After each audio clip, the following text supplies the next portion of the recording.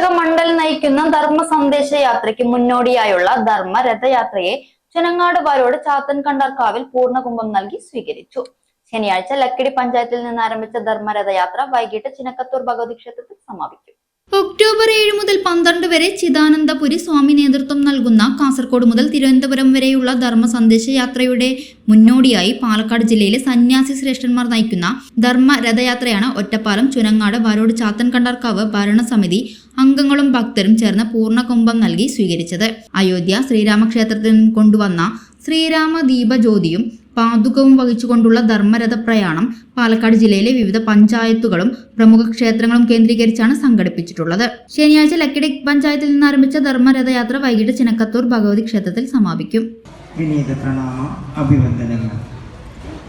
കേരളത്തിലെ 400ഓളം ആശ്രമ പരമ്പരകളിലെ പൂജനീയ സന്യാസിമാരുടെ കൂട്ടായ്മയായ കേരള മാർഗദർശക മണ്ഡലത്തിന്റെ ആഭിമുഖ്യത്തിൽ ഒക്ടോബർ 7 മുതൽ 21 വരെ കാസർഗോഡ് മുതൽ തിരുവനന്തപുരം വരെ ധർമ്മ സന്ദേശ യാത്ര എന്നൊരു യാത്ര നടക്കുകയാണ്.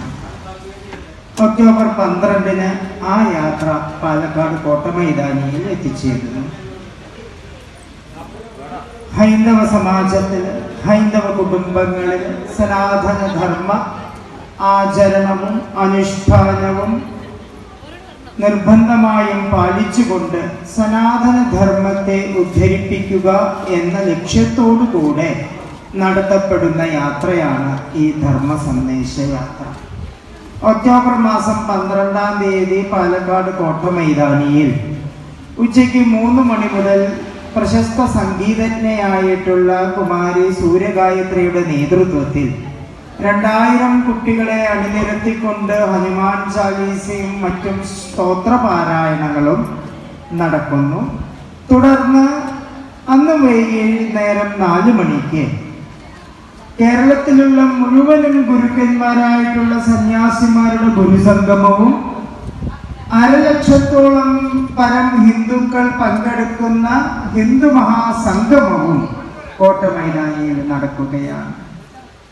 ഈ ധർമ്മ സന്ദേശ യാത്രയ്ക്ക് മുന്നോടിയായി ഭഗവാൻ ശ്രീരാമചന്ദ്ര പ്രഭുവിന്റെ രാമധർമ്മ ദീപവും പാതുകവുമാണ് ഈ ക്ഷേത്രത്തിൽ എത്തിച്ചേർന്നിരിക്കുന്നത്. ചേട്ടൊരു ചായ. സൂപ്പർ ഫാസ്റ്റ് ആണല്ലോ. ഇതിന്റെ കേരള വിഷൻ വൈഫൈയാ? ഫാസ്റ്റ് ഒക്കെ തന്നെ, പക്ഷെ Kerala Vision wifi connection free ആണ്. ചായ ഫ്രീ അല്ല, കാശട് Kerala Vision free wifi connection. Free ആയി കണക്ട് ആവൂ.